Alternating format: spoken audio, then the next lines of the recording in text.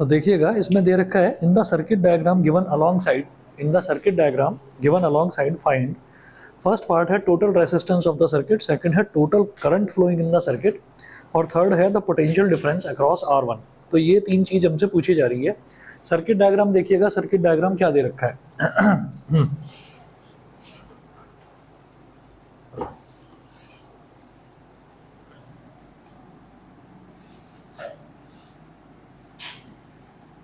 Circuit diagram देखिए कि यहाँ पर एक रेसिस्टेंस इधर, फिर उसके बाद दो रेसिस्टेंसेस दे रखे हैं पैरेलल में।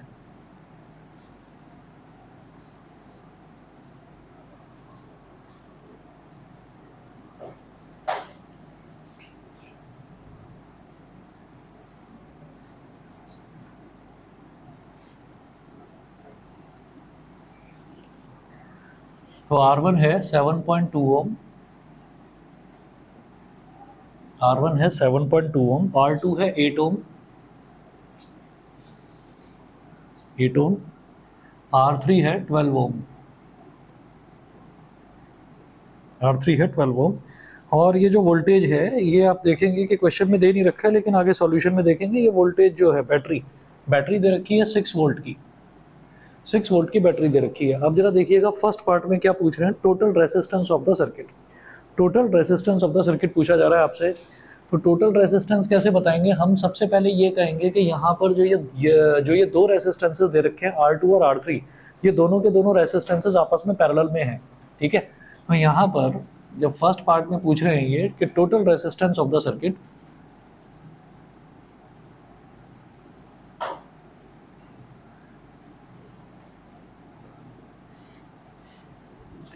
टोटल रेसिस्टेंस पूछा जा रहा है, तो आप यहाँ पर कहेंगे R2 and R3 are in, R2 and R3 are in parallel with each other, R2 and R3 are in parallel with each other। तो R2 और R3 दोनों आपस में पैरेलल में है, ठीक है। तो इन दोनों का जो इक्विवेलेंट रेसिस्टेंस बनेगा, इन दोनों का इक्विवेलेंट रेसिस्टेंस, उसको मैं बोल दूंगा R23। तो पैरेलल कैसे निकाला जाता है? ऐसे 1/R is equal to 1/R2 plus 1/R3, ठीक है। तो 1/R को बोल दिया 1/R23, यानी कि 2 और 3 का पैरेलल कॉम्बिनेशन। तो ये हो गया 1/R23 is equal to 1/R2 is 1/8 plus 1/R3 is 1/12। अब 8 और 12 का जो LCM है वो आ जाएगा 24। 24 एक ऐसा सबसे छोटा नंबर है जो 8 और 12 दोनों के टेबल में आता है। तो 8 3 ज़ा 24, 3 1 ज़ा 3 प्लस 12 2 ज़ा 24, 2 1 ज़ा 2। तो 1/R23 is equal to 5/24 is equal to 1/R23 is equal to 5/24, 5/24। और अब इसका रेसिप्रोकल ले लेंगे तो R23 is equal to 24/5। तो 5 4 ज़ा 20 और 24 माइनस 20 इज 24 माइनस 20 इज 4, 4 के आगे 0 लगाएंगे तो 40 हो जाएगा, 5 8 ज़ा 40। तो R23 is equal to 4.8 Om. R23 की वैल्यू आ गई 4.8 ओम, ठीक। क्या पूछा जा रहा है फर्स्ट पार्ट में? ये पूछ रहे हैं कि आपको ये बताना है कि टोटल रेसिस्टेंस कितना है सर्किट में। तो अभी तो मैंने ये देखा कि R2 और R3 इन दोनों का जो इक्विवेलेंट रेसिस्टेंस है इन दोनों का, वो आपस में कितना हो गया? वो हो गया 4.8 ओम, क्योंकि ये दोनों पैरेलल में दे रखे हैं। उसके बाद हम ये कहेंगे now R1 and R23 will be in series with each other,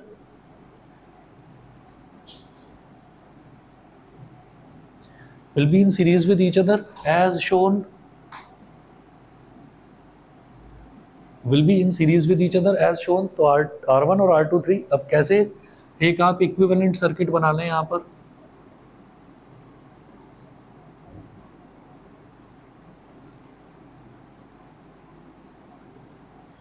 उसमें सबसे पहले यहाँ पर दिखाएंगे R1 कितना है 7.2 ओम,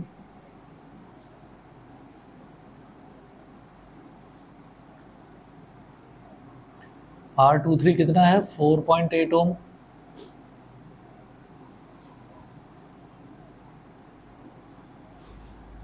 और देखिएगा बैटरी कितनी दे रखी है 6 वोल्ट की बैटरी दे रखी है। हम ये कहेंगे कि R is equal to R1 plus R23, क्योंकि ये दोनों जो हैं ये सीरीज में है। क्या है कि इधर R1 तो एज इट इज रहा, लेकिन इन दोनों का ओवरऑल रेसिस्टेंस क्या आ गया R23, वो आ गया 4.8।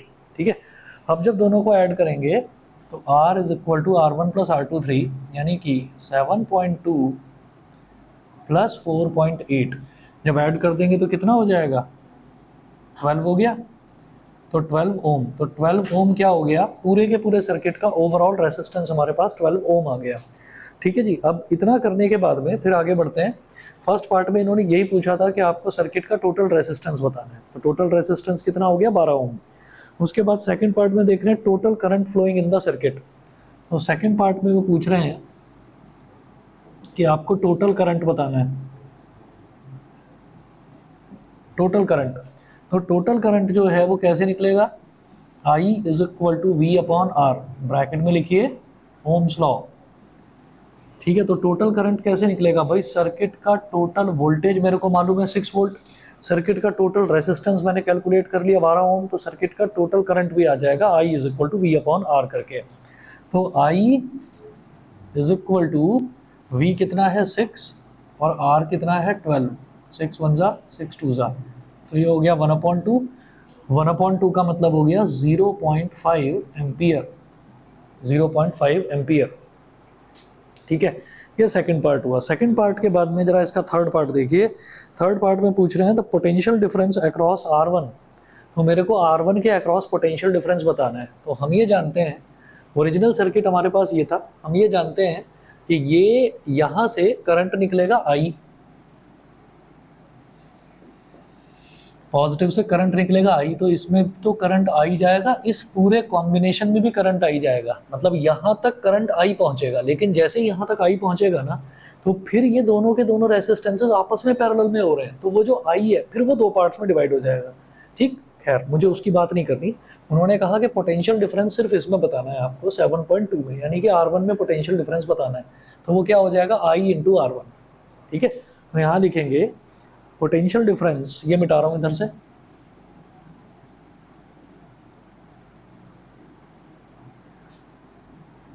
थर्ड पार्ट में पूछ रहे हैं ये पोटेंशियल डिफरेंस अक्रॉस R1।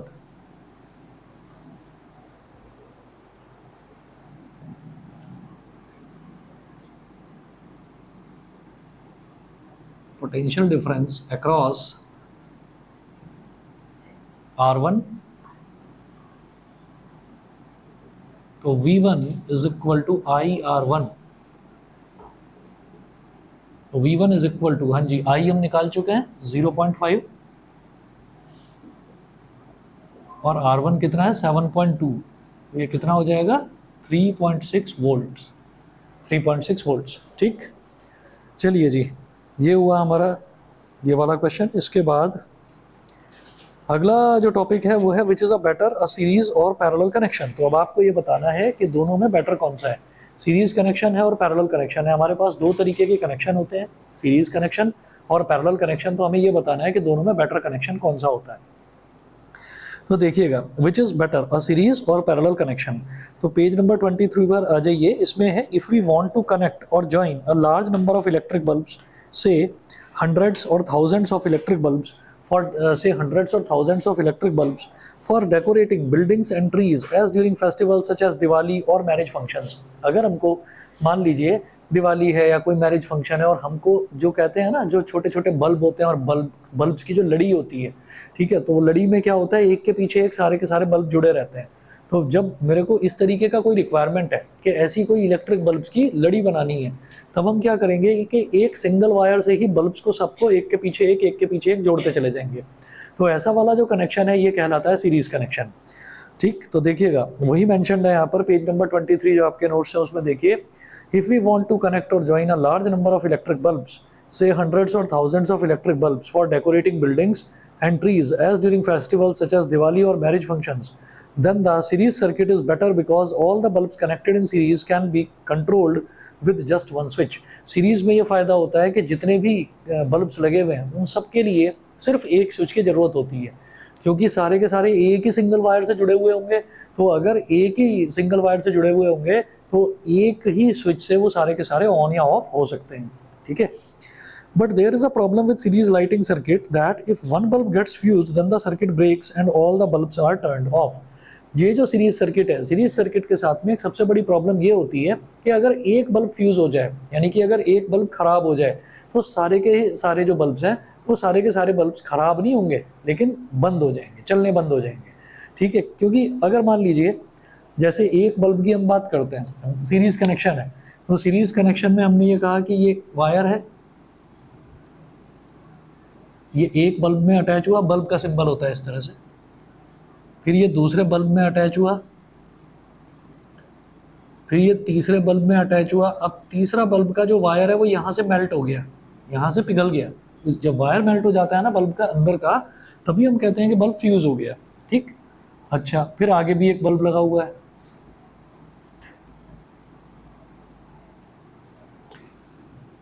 और यहाँ बैटरी लगी हुई थी। तो ऐसा होता है कि positive terminal negative terminal, positive से करंट निकलता है और घूम फिरकर नेगेटिव में वापस आता है, पॉजिटिव से निकलता है और नेगेटिव में वापस आता है।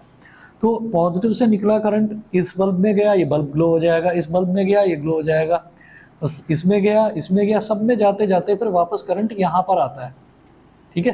तो अब है क्या कि करंट जब तक अपना पूरा पाथ कंप्लीट नहीं करेगा ना, तब तक जो इलेक्ट्रिक बल्ब हैं वो जलेंगे नहीं। अब आप ये देखिएगा कि एक बल्ब बीच में से मेल्ट हो गया या फ्यूज़ हो गया, एक बल्ब अगर फ्यूज़ हो गया तो ऐसा नहीं है कि यही बल्ब खराब हो जाएगा, यही बल्ब काम नहीं करेगा, क्योंकि वायर तो एक ही है ना जिससे सारे के सारे बल्ब कनेक्टेड है। भाई सारे के सारे बल्ब से चलना बंद हो जाएंगे, खराब एक ही बल्ब हुआ है लेकिन सारे बल्ब चलना बंद हो जाएंगे। हाँ, ये जो बल्ब है ये खराब हुआ है, इसको रिपेयर कर दो, बाकी सारे भी चल जाएंगे। मतलब कुल मिलाकर ये है कि वायर बीच में से अगर कहीं से कट गया, तो क्योंकि एक ही सिंगल वायर है जो सारे बल्ब्स को कनेक्ट कर रहा है, तो इसका मतलब सारे ही बल्ब्स जो हैं वो ऑफ हो जाएंगे, सारे बल्ब्स काम करना बंद कर देंगे। हाँ, ऐसा नहीं है, एलसीडी जो है ना उसमें ऐसा नहीं होता कि एक सारे के सारे सीरीज में कनेक्टेड हों, ऐसा नहीं होता। उसमें जो कनेक्शन है वो कनेक्शन कुछ अलग तरीके से फैब्रिकेशन करा जाता है, ठीक। तो ये नहीं कहा जा सकता कि एक पिक्सल खराब हुआ या मतलब एक बल्ब खराब हुआ तो उसकी वजह से सारे। एलईडी टीवी में एक्चुअली यही होता है, छोटे छोटे बहुत छोटे छोटे बल्ब्स होते हैं, ठीक है। तो कॉन्सेप्ट उसका अलग है, उसको रहने दो अभी, ठीक है। चलिए जी आगे चलते हैं। अब इसमें देखें, the parallel electric circuit is better for connecting bulbs and other electrical appliances in a house because then we can have separate switches for each appliance and hence operate it separately।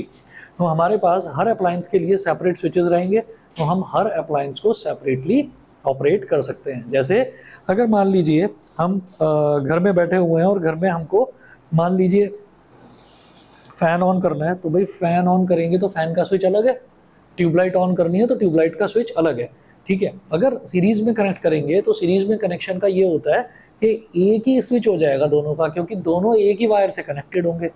तो जब दोनों एक ही wire से connected होंगे तो एक ही switch होगा, fan on करोगे तो ट्यूबलाइट भी ऑन हो जाएगी, फ़ैन ऑफ करोगे तो ट्यूबलाइट भी ऑफ हो जाएगी, ठीक है ना। तो ये प्रॉब्लम है सीरीज़ कनेक्शन की। अब इसके बाद इनके ना कुछ पॉइंट्स देखेंगे, मतलब कुछ एडवांटेजेस देखेंगे और कुछ डिसएडवांटेजेस देखेंगे, सीरीज़ के भी और पैरेलल के भी। तो देखते हैं।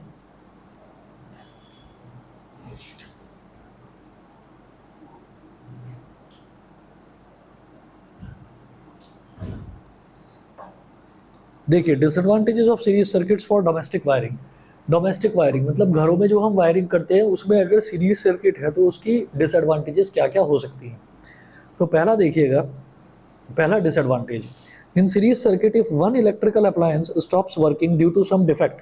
तो सीरीज सर्किट में क्या होता है कि अगर एक इलेक्ट्रिकल अप्लायंस किसी डिफेक्ट की वजह से चलना बंद हो जाए, खराब हो जाए, then all other appliances also stop working because the whole circuit is broken। broken का मतलब यही है कि बीच में से वायर कहीं से मेल्ट हो गया, ठीक है। जब वायर मेल्ट हो गया तो जब कनेक्शन ही कट गया तो फिर वो चलेगा कहाँ से, तो सारे के सारे बल्ब जो हैं वो काम करना बंद कर देंगे। Second disadvantage, in series circuit, all the electrical appliances have only one switch due to which they cannot be turned on or off separately. अगर मान लीजिए हम एक रूम में हैं और उस रूम में हमें 3 चीज़ों की ज़रूरत पड़ती है, टीवी देख लेते हैं, लाइट जला लेते हैं और फैन चला लेते हैं। अब हम बैठे हुए हैं और हमने एक ही स्विच ऑन कर दिया, तीनों सीरीज से कनेक्टेड है, सीरीज कनेक्शन है तीनों में, तो फैन भी ऑन हो गया, ट्यूबलाइट भी ऑन हो गई, टीवी भी ऑन हो गया। अब यहाँ तक तो ठीक है। फिर हम ये सोचते हैं कि भाई अब हमें टीवी ऑफ करना है और लाइट ऑफ करनी है, हमें सोना है, ठीक है। तो अब अगर एक ही स्विच बंद करेंगे तो पता चलेगा भाई फैन भी बंद हो गया उसके साथ में, ठीक है। तो एक ही स्विच जो है वो प्रॉब्लम करता है।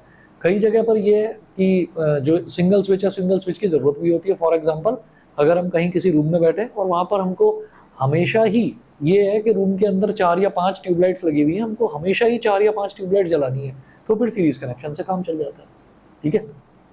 पहले मैंने भी कर रखा था इधर, क्योंकि ये दोनों ही ट्यूबलाइट जलाते हैं, एक ट्यूबलाइट से काम नहीं चल रहा था तो 2 ट्यूबलाइट लगाई। तो पहले हमने भी सीरीज कनेक्शन ही कर रखा था, लेकिन फिर हटवा दिया।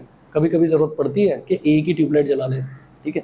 तो इस वजह से यहाँ पर सीरीज कनेक्शन का ये डिसएडवांटेज होता है कि सेपरेट स्विचेस नहीं होते, तो हम अप्लायंसेस को सेपरेटली कंट्रोल नहीं कर सकते, ठीक है। उसके बाद देखिएगा, थर्ड है, in series circuit the appliances do not get the same voltage as that of the power supply line. तो सीरीज सर्किट में जितने भी अप्लायंसेस हैं उन सबको सेम वोल्टेज नहीं मिलती। क्यों नहीं मिलती? सीरीज सर्किट में हमने यही तो देखा था, सीरीज सर्किट में क्या होता है, current remain same but voltage divides. तो करंट तो सेम रहता है लेकिन वोल्टेज जो है वो डिवाइड होती है। तो सीरीज सर्किट में सबको सेम वोल्टेज नहीं मिलती, जबकि सबको सेम वोल्टेज मिलनी चाहिए।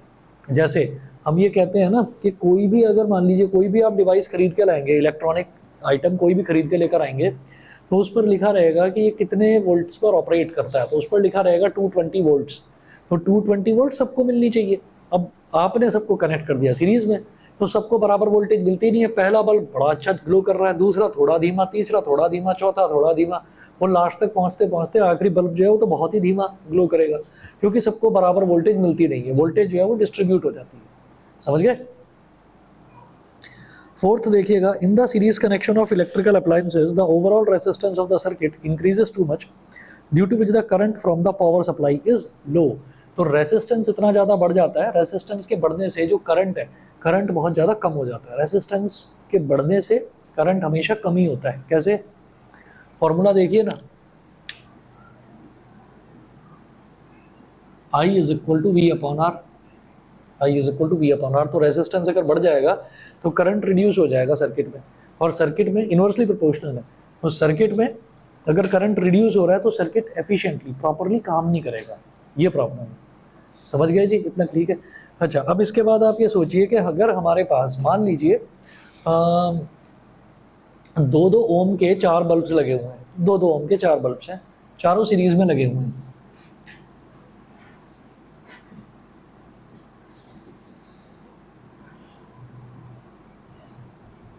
दो ओम के 4 बल्ब्स हैं और चारों के चारों सीरीज में लगे हुए हैं। तो अगर इनका ओवरऑल रेजिस्टेंस निकाला जाएगा तो कैसे निकालेंगे? सबको ऐड कर देंगे, कितना हो जाएगा? 8 ओम।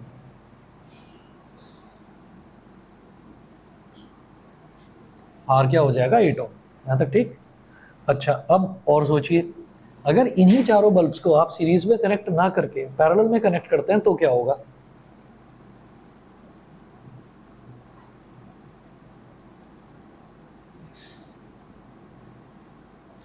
One upon two plus 1/2, half plus half कितना हो जाएगा? बाकी छोड़ो, सबका डिनोमिनेटर सेम है, 1 + 1 + 1 + 1 कितना हो गया? 4/2।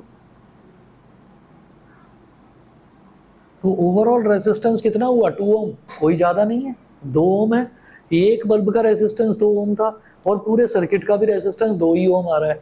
तो जिस सर्किट में रेजिस्टेंस जितना कम होगा उतना ही एफिशिएंटली, उतना ही स्मूथली रेजिस्टेंस होता क्या है? करंट का अपोजिशन, करंट को अपोज करने वाला जो टर्म है दैट इज कॉल्ड रेजिस्टेंस। तो जिसका रेजिस्टेंस जितना कम होगा उसका जो करंट है वो उतना ही स्मूथली फ्लो करेगा, तो करंट उतना ही अच्छा होगा। तो आप ये देखिएगा कि जो पैरेलल है, पैरेलल में जो हमारा करंट है, जो रेजिस्टेंस है, रेजिस्टेंस बहुत कम है, 2 ओम है। सीरीज में रेजिस्टेंस देखो कितना बढ़ गया, 8 ओम हो गया, ठीक है। तो सीरीज में हमेशा रेजिस्टेंस बहुत ज़्यादा बढ़ जाता है, और जब बढ़ जाता है तो उसकी वजह से करंट बहुत कम हो जाता है। और इसी तरह से अगर पैरेलल की बात करें तो पैरेलल में रेजिस्टेंस बहुत ज़्यादा कम हो जाता है, और कम होता है तो पैरेलल सर्किट हमेशा एफिशिएंटली काम करता है। ठीक, तो ये तो डिसएडवांटेजेस हुए सीरीज सर्किट के। अब सीरीज सर्किट में प्रॉब्लम है, यानी कि डिसएडवांटेज है सीरीज सर्किट की। तो सीरीज सर्किट की अगर डिसएडवांटेज है तो भाई फिर एडवांटेज पैरेलल में होगी कुछ।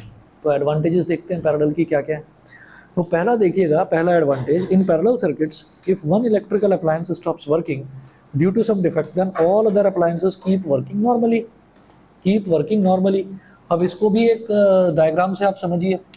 मैं ये कहता हूँ कि यहाँ पर ये जो हमने 4 बल्ब्स लगाए थे, 5 बल्ब्स लगाए थे, ये पांचों के पांचों हमने सीरीज में लगाए थे। अब आप सीरीज से हटा दीजिए और पैरेलल में जोड़ दीजिए।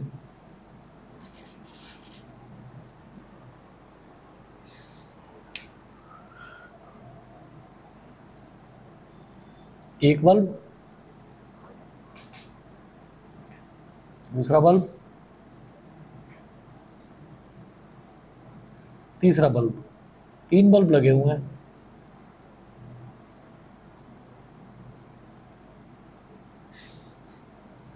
तीनों को, क्योंकि पैरेलल में है तो तीनों को बराबर वोल्टेज मिल रही है। जब तीनों को बराबर वोल्टेज मिल रही है, हम ये देखेंगे भाई तीनों की वायरिंग अलग अलग है। इसमें से यहां से करंट निकला तो पैरेलल में करंट डिवाइड हो जाता है। इसमें I1 जाएगा, इसमें I2 जाएगा और इसमें I3 जाएगा। तो I1 तो जाता ही रहेगा, I2 भी जाता रहेगा, I3 तो जाना बंद होगा। तो बस इसमें करंट नहीं जा रहा है, इसमें तो अभी भी जा रहा है, इसमें तो अभी भी जा रहा है। वोल्टेज तीनों में बराबर है क्योंकि तीनों पैरेलल में कनेक्टेड है। तो इसमें करंट भी है, वोल्टेज भी है, इसमें करंट भी है, वोल्टेज भी। इसी में तो करंट जाना बंद हुआ। तो बस यही फ्यूज हुआ है, तो यही काम नहीं करेगा, बाकी दोनों बल्ब जो है वो नॉर्मली काम करते रहेंगे। ठीक है, तो ये हुआ आपका पहला एडवांटेज पैरेलल कॉम्बिनेशन का, कि अगर कोई एक अप्लायंस काम करना बंद भी करता है तो बाकी के अप्लायंसेस काम करते रहते हैं। ठीक है, उसके बाद सेकंड देखिएगा, in parallel circuits each electrical appliance has its own switch due to which it can be turned on और off independently without affecting other appliances. तो पैरेलल सर्किट्स जो कि हमारे घरों में होता है, पैरेलल सर्किट्स में क्या होता है, पैरेलल सर्किट्स में हर एक अप्लायंस जो है उनके सबके जो स्विचेस हैं वो सबके अलग अलग स्विचेस होते हैं। तो उनकी वजह से सबको हम अलग अलग ऑन या ऑफ कर सकते हैं। जब ट्यूब जलानी होती है तो ट्यूब ऑन करते हैं, जब फैन चलाना होता है तो फैन का स्विच ऑन करते हैं। ठीक है, तो बाकी सारी चीज़ें जिसको नहीं चलाना होता है उसको बंद रहने देते हैं, वो चीज़ नहीं चलती है। ठीक है, तो सबके अलग अलग स्विचेस हैं। उसके बाद देखिएगा थर्ड एडवांटेज इसका देखें, in parallel circuits each electrical appliances get the same voltage of 220 volt as that of the power supply line. तो पैरेलल सर्किट में जितने भी हमारे पास जितने भी इलेक्ट्रिकल अप्लायंसेस हैं सबको सेम वोल्टेज मिलती है। क्यों मिलती है? क्योंकि पैरेलल का कॉन्सेप्ट ही है कि voltage remain same but current divides. तो पैरेलल में सबको सेम वोल्टेज मिलती है, लेकिन पैरेलल में सबको सेम वोल्टेज मिलती है, इसलिए सारी की सारी डिवाइसेस बहुत अच्छे से एफिशिएंटली काम करती हैं। जितना उनको चलना चाहिए उतना वो प्रॉपरली चलती है। फोर्थ देखिए, in parallel connection the overall resistance of the household circuit is reduced due to which the current from the power supply is high. तो पैरेलल में हमने देखा कि पैरेलल में जो ओवरऑल रेजिस्टेंस है वो बहुत कम हो जाता है, रिड्यूस हो जाता है। ठीक है, तो इस वजह से जो सर्किट में जो करंट है, करंट बहुत अच्छा होता है। रेजिस्टेंस कम है ना, जब रेजिस्टेंस कम है तो करंट ज़्यादा है, करंट बहुत अच्छा है, जितना हमको चाहिए उतना है, एफिशिएंटली करंट फ्लो कर रहा है। नेक्स्ट टॉपिक देखेंगे इलेक्ट्रिक पावर। इलेक्ट्रिक पावर क्या है ये देखते हैं, बस 1 मिनट वेट करिए, अभी आया मैं ज़रा।